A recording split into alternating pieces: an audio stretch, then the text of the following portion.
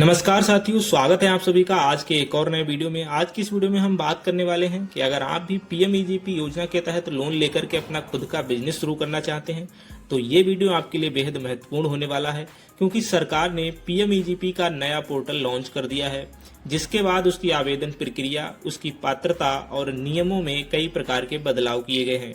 साथियों, आज की इस वीडियो में हम आपको इसकी पात्रता, इसमें किए गए बदलाव और साथ ही आवेदन प्रक्रिया के बारे में पूरी जानकारी स्टेप बाय स्टेप देने वाले हैं। तो चलिए आज की इस वीडियो को शुरू करते हैं, बने रहिए वीडियो में अंत तक। तो साथियों, जैसा कि आप स्क्रीन पर देख पा रहे हैं, ये जो वेबसाइट है आपको आना है pmegp.msme.gov.in।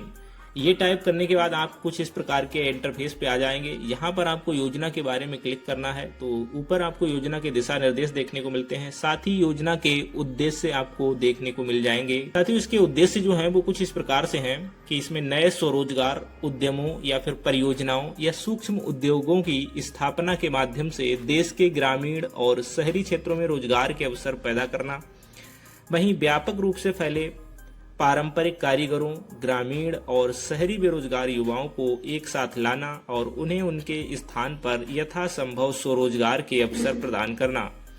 साथियों, देश में पारंपरिक और भावी कारीगरों और ग्रामीण शहरी बेरोजगार युवाओं के एक बड़े वर्ग को निरंतर और टिकाई रोजगार प्रदान करना, ताकि ग्रामीण युवाओं के शहरी क्षेत्रों में पलायन को रोकने में मदद मिल सके, और साथ ही अंत में कारीगरों की मजदूरी कमाने की क्षमता को बढ़ाना और ग्रामीण शहरी रोजगार की वृद्धि दर में योगदान करना।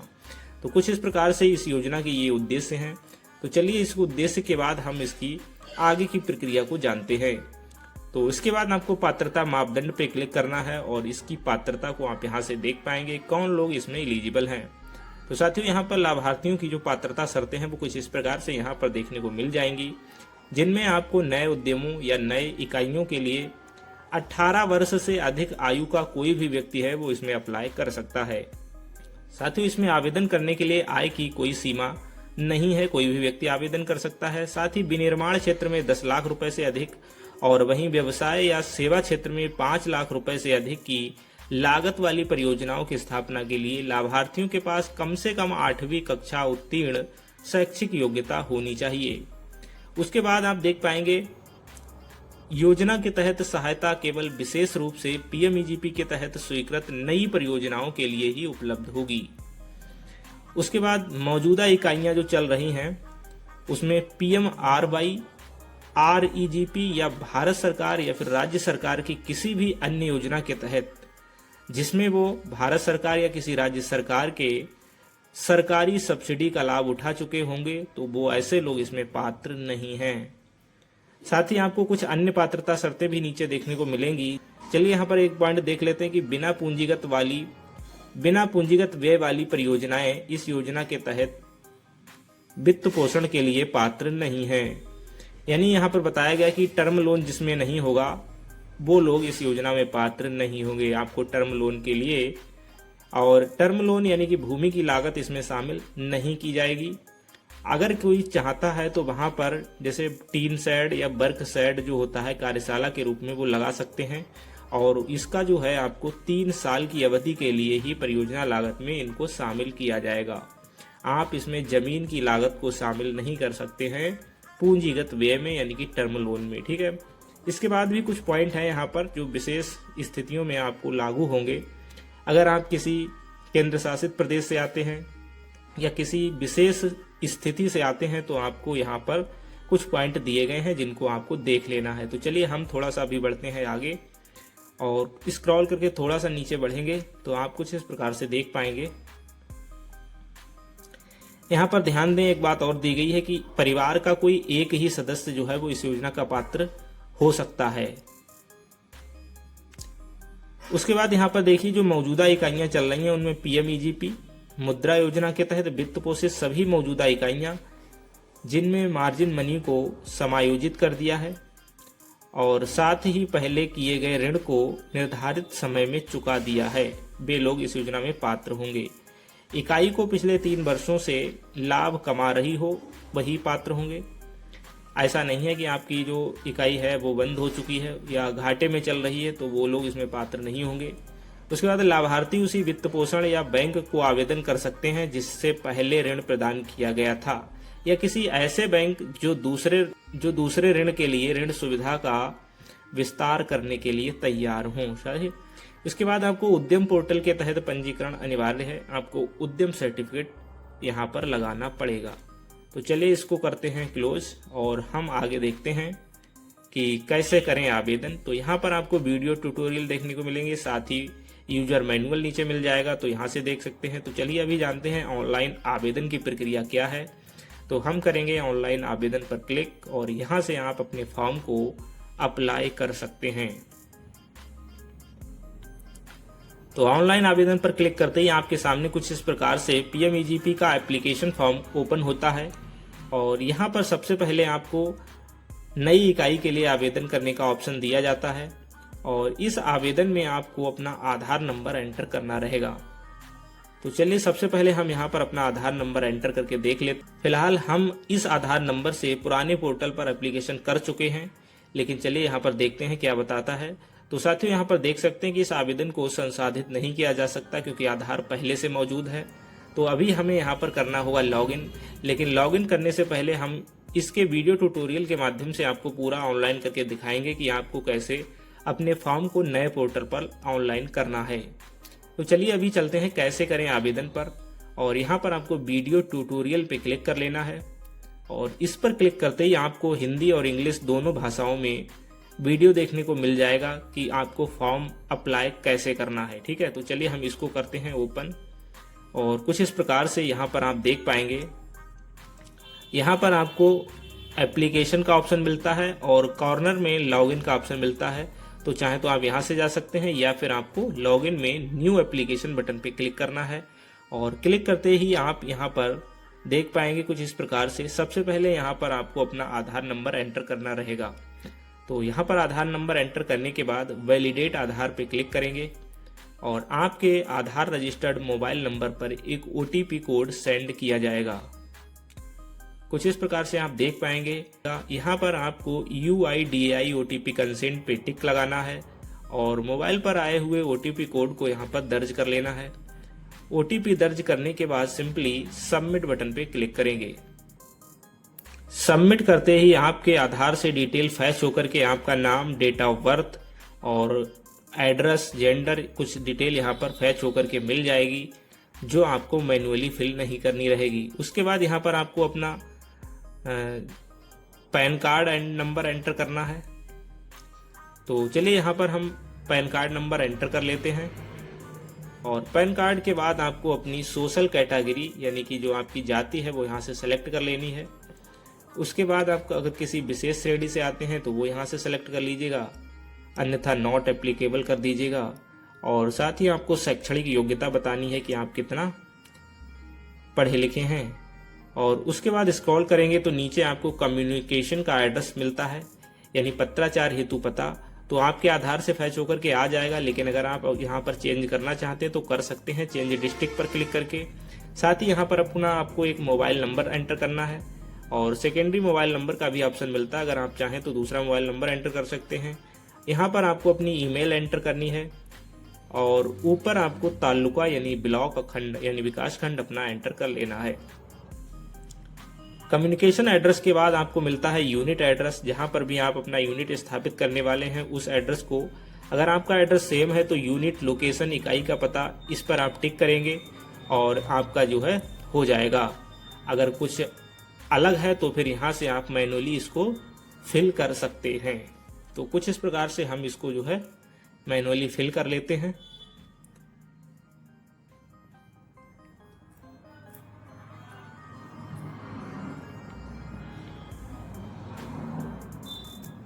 उसके बाद यहाँ पर आपको यूनिट का पत्राचार हेतु पता मैनुअली फिल करना है, जो भी है यहाँ पर फिल करेंगे। उसके बाद implementing agency KVIC, DIC, KVIB जो भी रहे आपका, यहाँ से खादी एंड विलेज हम सिलेक्ट कर रहे हैं। आपके डिस्ट्रिक्ट का खादी एंड विलेज का पूरा एड्रेस के साथ में डिटेल मिल जाएगा, तो इसको यहाँ से टिक कर लेना है। यहाँ से सिलेक्ट करने के बाद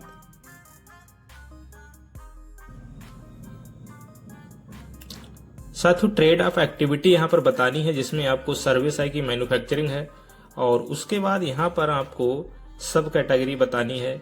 सर्विस है, ट्रेडिंग है, ट्रांसपोर्टेशन की है। तो यहाँ पर हमारा जो है ट्रेडिंग का है, और उसके बाद आपको सेलेक्ट इंडस्ट्री और एक्टिविटी पर क्लिक करके यहाँ से NIC कोड को सर्च कर लेना है। यहाँ पर आप मैनुअली सर्च भी कर सकते हैं, साथ ही अगर ऊपर से शो हो रहा है तो यहाँ से आप सेलेक्ट करके टिक करके और आगे बढ़ सकते हैं।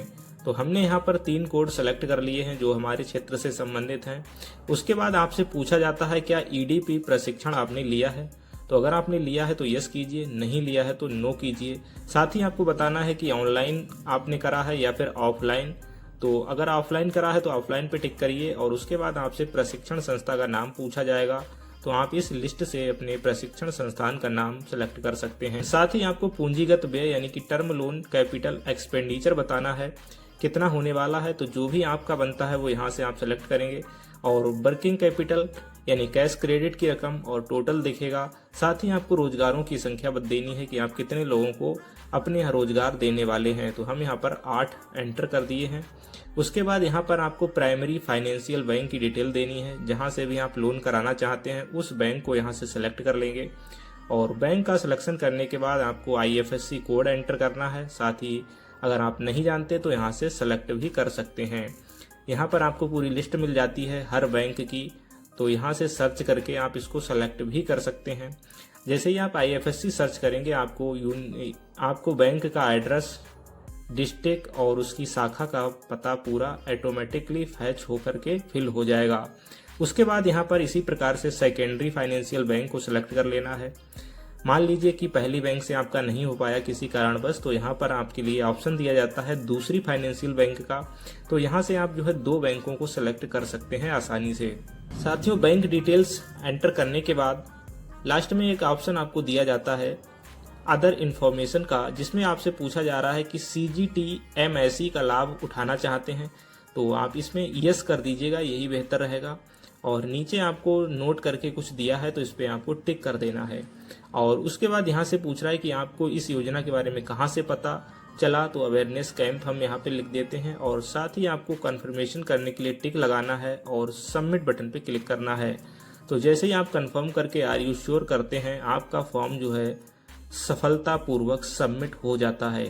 यहाँ पर आप देख सकते हैं पार्ट 1 हमने एप्लीकेशन जो है कंप्लीट कर लिया है, और इस प्रकार से आपके रजिस्टर्ड मोबाइल नंबर पर आपको यूजर आईडी और पासवर्ड सेंड कर दिया जाता है।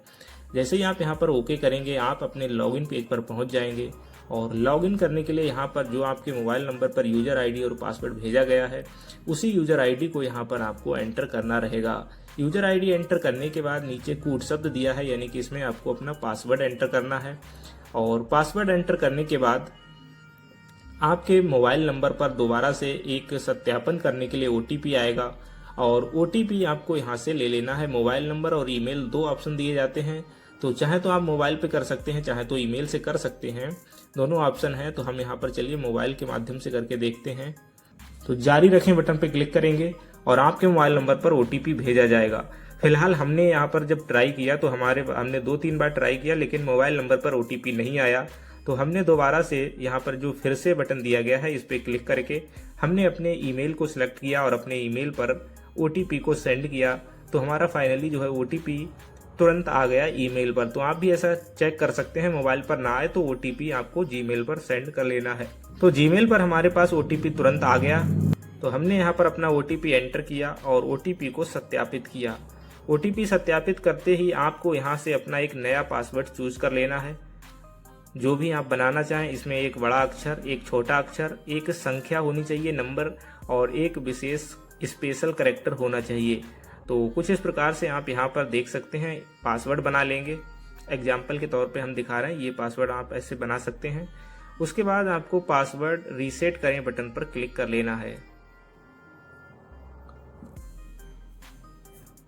तो यहाँ पर आप देख सकते हैं आपका पासवर्ड रीसेट हो गया है सक्सेसफुली। अब लॉगिन पर जाएं और दोबारा से आपको लॉगिन करना है। तो अभी आपको जो यूजर आईडी फोन पर आई थी वो यूजर आईडी एंटर करेंगे, और अभी आपने जो है अपना पासवर्ड बनाया था वो पासवर्ड यहाँ पर एंटर करेंगे। यूजर आईडी और पासवर्ड एंटर करने के बाद दिया गया कैप्चा बॉक्स में कैप्चा एंटर करेंगे। सेम टू सेम कैप्चा रहना चाहिए, और कैप्चा एंटर करने के बाद सिंपली लॉगिन बटन पर क्लिक करेंगे।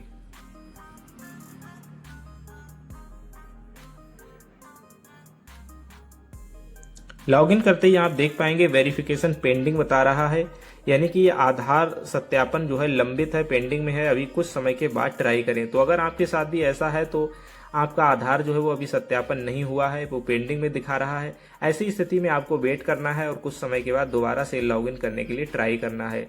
तो साथियों कुछ इस प्रकार से पार्ट 1 के लिए आप अप्लाई कर सकते हैं। अभी हमारा आगे ये प्रोसेस नहीं हो रहा है क्योंकि आधार सत्यापन लंबित है, पेंडिंग है। तो साथियों आज की वीडियो में इतना ही। आगे आने वाली वीडियो में हम आपको पूरा फॉर्म कंप्लीट करके आगे का प्रोसेस दिखाएंगे। तब तक के लिए जो है वीडियो अगर आपको अच्छा लगा वीडियो को लाइक कीजिए, अपने मित्रों के साथ शेयर कीजिए और चैनल पर नए हैं चैनल को सब्सक्राइब कर लीजिएगा। अगर कोई डाउट है तो नीचे कमेंट करना ना भूलें, क्योंकि हम आपके डाउट का रिप्लाई बहुत जल्द से जल्द देने की कोशिश करते हैं। तो चलिए मिलते हैं ऐसे किसी नेक्स्ट वीडियो में, तब तक के लिए आपका बहुत बहुत धन्यवाद।